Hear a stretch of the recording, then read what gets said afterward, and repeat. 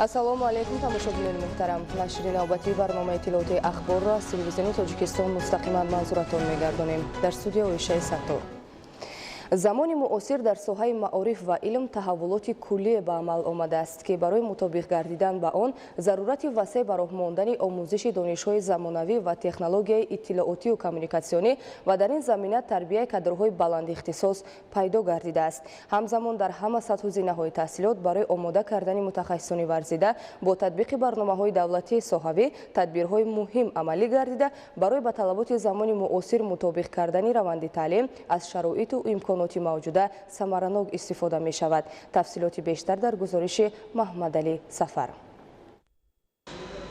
барои дар амал татбиқ намудани нишондодҳои паёми президенти ҷумҳурии Тоҷикистон пешвои миллат муҳтарам Эмомалӣ Раҳмон ба Маҷлиси Олии Ҷумҳурии Тоҷикистон кормандони соҳаи маориф дар фаъолияти ҳаррӯзаи хеш бо эҳсоси гарми ватандӯстӣ масъулиятшиносӣ зоҳир менамоянд.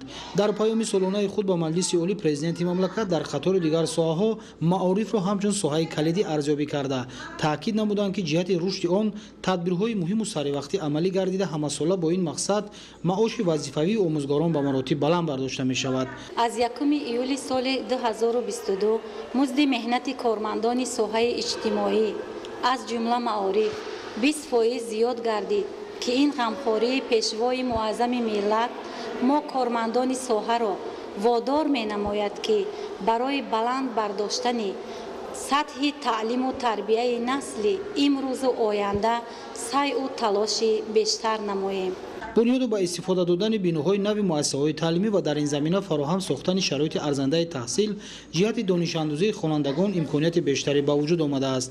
зимни ироаи паёми навбатии президенти ҷумҳурии Тоҷикистон муҳтарам Эмомалӣ Раҳмон ба Маҷлиси Олии Ҷумҳурии Тоҷикистон таъкид гардид ки дар 30 соли истиқлолияти давлатӣ 3240 муассисаи нави таълимӣ барои 1 400 000 нафар хонанда сохта ба истифода дода шуд. амалӣ намудани ин тадбир қабл аз ҳама ба ҳалли тадриҷии мушкилоти норасоии ҷойнишин дар муассисаҳои таҳсилоти миёнаи умумӣ мусоидат намуда ҷиҳати ба талаботи замони муосир мутобиқ гардондани раванди таълиму тарбия замина фароҳам меорад. тавре ки дар паёми пешвои муаззами миллат президенти ҷумҳурии Тоҷикистон муҳтарам Эмомалӣ Раҳмон ба Маҷлиси Олӣ таъкид гардид, бунёди миллат аз маориф оғоз меёбад ва мутобиқ ба талаботи замон имрӯз дар баъзе аз муассисаҳои таълимии шаҳри Душанбе низоми электронӣ яъне журнали электронӣ баро монда шудааст ки волидайни хонандагон мунтазам аз баҳои гирифтаи хонанда бохабар мешаванд. дар иртибот ба меъёрҳои байналмилалӣ мутобиқ сохтани шароити таҳсил замони соҳибистиқлолӣ дар кишвар 173 муассисаи таълимии типи нав литсей, гимназия, мактаби президентӣ, мактаби байналмилалӣ ва муассисаҳои таълимӣ барои хонандагони болоёқат, инчунин 196 муассисаи таҳсилоти томактабӣ ва умумии хусусӣ бунёд гардида ба истифода дода шудааст. дар заминаи тадбирҳои ободонӣ дар ноҳияи Тоҷикобод корҳои созандагӣ вусъат дода мешаванд. дар ноҳия барои татбиқи тарҳҳои сохтмонӣ имконоти зарурӣ муҳайё буда корҳои ободонӣ бо ҷалби соҳибкорон тақвият меёбанд. гузориши Зигули Маҳмуд.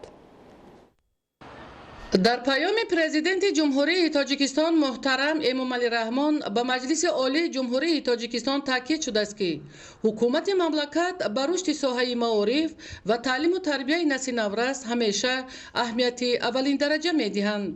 бо ин мақсад дар 5 соли минбаъд бояд беш аз 1000 иншоти соҳаи маориф дар ҳамаи зинаҳои таҳсилот сохта ба истифода дода шаванд. бо мақсади боз ҳам беҳтар намудани шароити таҳсили хонандагон дар раванди корҳои созандагӣ аз ҳисоби барномаҳои ҳукумати ҷумҳурии Тоҷикистон ва дигар сарчашмаҳои маблағгузорӣ дар як қатор деҳоти дурдасти ноҳияи Тоҷикобод биноҳои нави замонавӣ, синфхонаҳои кушоду бар ҳаво ва дигар инфрасохтори заруриро ташкилотҳои сохтмонӣ бунёд карданд.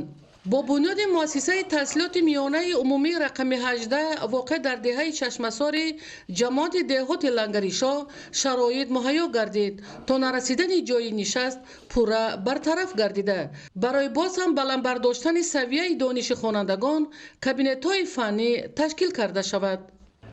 در نتیجه زمین لرزه مؤسسه ما پورا ولنگار گشته بود و از طرف دیرکسیون ساختمان نزد پرزیدنت جمهوری تاجیکستان یک بینای نوی زمانه‌ای ساخته برای ما به استفاده دادند.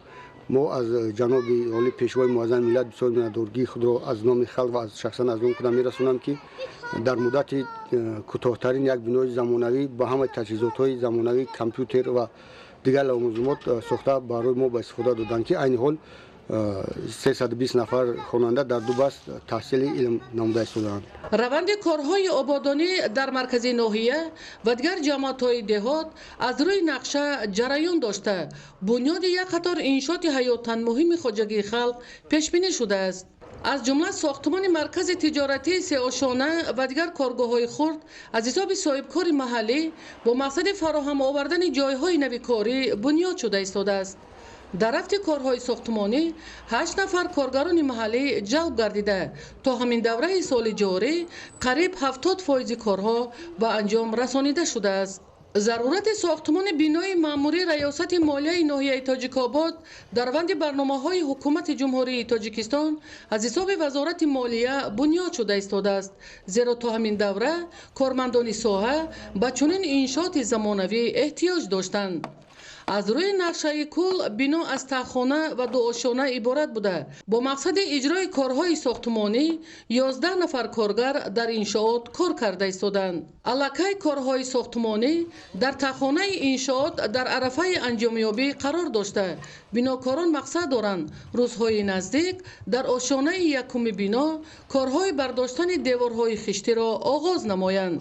همین طریق کارهای ساختمانی در یک قطار انشاءات دیگر جریان داشته.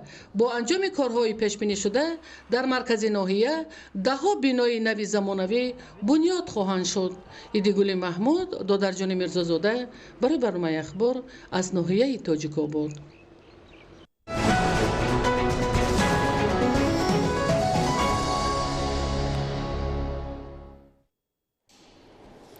موافق معلومات سازمان جهانی تندرستی از استعمال تماکو همساله در دنیا نزدیک 6 میلیون نفر به هلاکت میرسند. تقریبا 600,000 نفر از تاثیر دود تماکو زهرآلود شده به طبیبان مراجعت میکنند. در ترکیب سیگار موجود بودن 30 نمود ماده زهرناک تصدیق شده است که هنگام استعمال آن به واسطه به سلامتی انسان ضرر میرساند. ادامه موضوع در گزارش نوبتی. استفاده سیگار در اول مایل ҳавас бошад, баъдан одат мешавад. سیگار شخص را به بیماری‌های گوناگون از جمله درد شدید دل، سکته معده‌ای سر، سرطان شش گرفتار نموده در نتیجه به مرگ آورده می‌رساند. انسان سیگارکش خود با دست خود حیات خود را زیر خطر گذاشته هر سال حیات خود را کوتاه می‌نماید. سیگارکش گرفتار می‌شود به بیماری‌های خود شش. از همه خطرناک است این سرطان شش. در یک سال در جهان 4 میلیون نفر از نیکوتین به مرگ گرفتار می‌شوند. باعث گرفتار شدن این سرطان شش در جای اول می‌ایستد. سیگارکشی هوس و یا واسطه آسان نمودن مشکلات هنگام عصبانیت. وقتی که انسان عصبانی می شود، وقتی که انسان ناراحت می شود، به خاطر اونی که همین ناراحتی رو آدم از خود یک لحظه دور بکند، او دست با سیگار می زند و همین لحظه که با سیگار مشغول شدن دقت او از این چیزی ناراحت به چیز دیگر که میگذرد فکر میکند که گویا سیگار به او یاردم رساند. سبب عصبانی شدن آنها خود همین سیگار است. بیشتر استفاده برندگان سیگار این جوانان می باشند که از ضرر آن بخبرند. اگر انسان در یک روز یک قطعه سیگار کشد که آن 20 دانه دارد، این آهسته آهسته به آورده میرساند به بیماری مزمن ابسترکتیوی ششها خوابل میگن. این بیماری بس هم وزنین است، در تمام دنیا حاضر در جای اول میستد. بعد از این فرق میکرد که худи сигаркашӣ низ боиси инфаркт миокарда мешавад. оқибати сигаркашӣ марг аст, яъне кӯтоҳ шудани умри инсони сигаркаш. агар мумкин тақдири ҳамон инсон 80 сол умр дидан бошад, метавонад 20 соли умри худро кӯтоҳ намояд бо ин сигаркашӣ. ин одати бади инсонист. сигор аз маводи заҳролуд омода шуда дар таркиби дуди он тақрибан 7000 намуди маводи кимиёвӣ мавҷуд аст ки 250 намуди он ба саломатии инсон зарарнок буда 69 намудаш ба инкишофи саратон мусоидат менамояд. нафароне ки муддати дароз ба сигаркашӣ машғуланд, дар онҳо бемории обструктивии музмини шушҳо ки ин хело бемории нофорам аст дар байни ҷамъият. инсон ҳамавақт сулфида меистад, балғам мебарорад, рагҳои майнаи сарро танг намуда қабулкунии майнаи сарро кам мегардонад, ба рагҳои дил зарар дорад, рагҳои коронариро танг намуда боиси пайдо шудани инфаркт миокард дар мардҳо мегардад. яъне дар 40-50 солагӣ мардҳо аллакай дар синни ёшӣ метавонанд гирифтори бемории инфаркт миокард шаванд. шахси тамокукаш оҳиста оҳиста гирифтори бемории саратони шуш ва гурда гардида ҳамеша аз нафастангӣ азият мекашад. дар қутии ин маводи зараровар навишта шудааст ки сигор ба марг оварда мерасонад.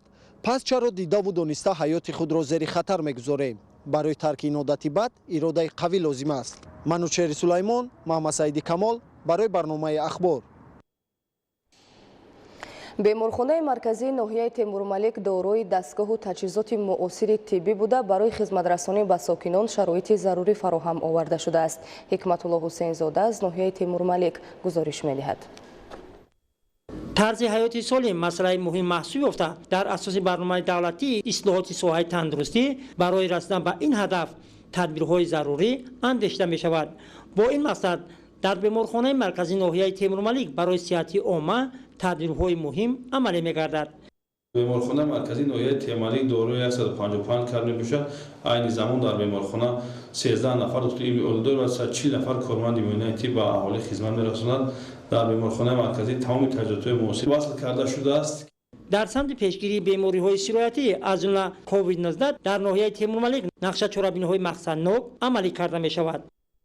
با مقصد صحتی عامه برای پیشگیری نمودن بیماری کووید 19 عین حال در ناحیه این گذرانی ادامه دارد. تا امروز پایه یکم 75% و پایه دوم 70% اجرا شده است. ساکنان از دستگیرهای پیوسته حکومت جمهوری تاجیکستان اظهار قناعتمندی می‌نمایند. برای ما طبیبان تمام شرایط ها مهیا کرده شده است. ما از دستگیری‌های پیشوای معظم ملت تمام محترم امامعلی رحمان می‌دانستیم. کارمندان بیمارخانه مرکزی ناحیه تیمورملک کوشش نموده ایستادند که خدمت‌رسانی طبی را بهتر نموده در سمت حفظ صحتی عامه سهم گذار باشند. حکمت‌الله حسین‌زاده از ناحیه تیمورملک ولایت ختلان برای برنامه اخبار. идомаи барнома дар заминаи ислоҳоти соҳаи маориф сатҳу сифати тарбияи кӯдакону наврасон дар боғчаҳо мутобиқ ба талаботи замон бароҳ монда шудааст. дар 8 кӯдакистони давлатӣ ва 6 боғча ширхоргоҳи шаҳри Истаравшани вилояти Суғд зиёда аз 1600 нафар таълиму тарбия мегиранд. идомаи мавзӯъ дар гузориши Масбуд Бобозода.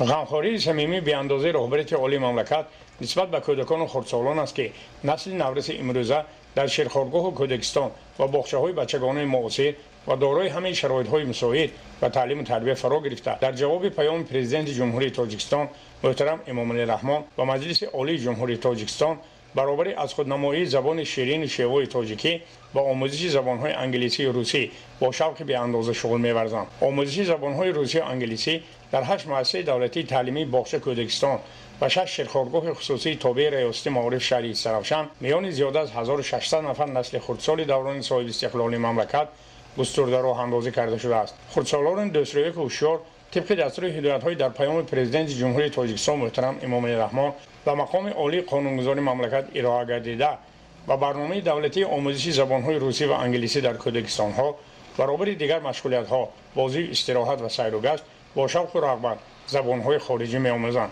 омӯзгорони пуртаҷриба ҳини омӯзиш аз аёниятҳои муосир, тафтаҳои электронию проекторҳо, расму коғазҳои ранга, қаламу муқалламҳо ба таври васеъ истифода менамоянд то ҳар як калимаи ибораҳо ва расмҳо در لوح خاطر کودکان و خردسالان ابدی نقش بندد. در نوبت خود کودکان و خردسالان با لحن شیوا و برا کلمه و عباره ها و شعر و سرودهای با زبانهای انگلیسی و روسی ازبر کرده را نزد استادان قرائت کرده سزاوار تحسین و آفرین و تحفه ها می‌گردند. خردسالان همه باغچه‌های بچگانه شهر و دهات نوابسته از شکل مالکیت ساعت تربیوی مکالمه را بی‌صبرانه انتظار می‌کشند، زیرا در این مورد خردکان بین هم با زبان‌های روسی و انگلیسی صحبت می‌کنند و سوال‌های همصحبتشان پاسخ‌های مشخص می‌دهند و با این وسیله سویه زبان آموزی خویش را سیقل می‌بخشند. همین آموزش تحصیلات زبان روسی انگلیسی از مؤسسه تحصیلات تا مکتبی آغاز گشته کودکان رو ما می‌آموزیم. کودکانی که تا سن 5 ساله هستند و از 5 ساله تا 7 ساله هستند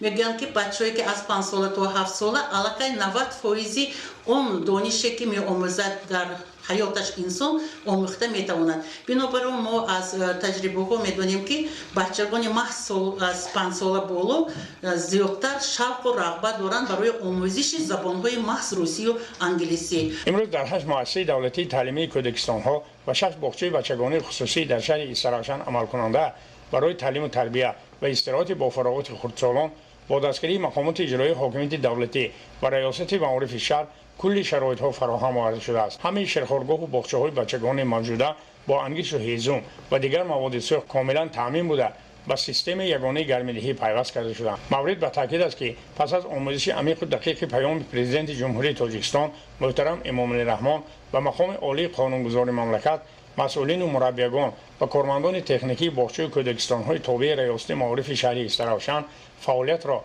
در سمت زبان آموزی خردسالان به کلی تغییر داده جهد و تلاش دارند تا فرزندان عاقل و دانا و داننده یکچند زبان‌ها تربیت کرده در رشد و نموی منبعی ساحه‌های خواجگی خلق تاجیکستان صاحب استقلال سهم بارز گذارند.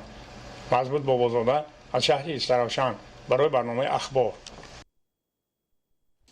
بینندگان گرامی، نشر نوبتی برنامه اطلاعاتی اخبار به انجام رسید. خیر، سلامت و سربلند باشید.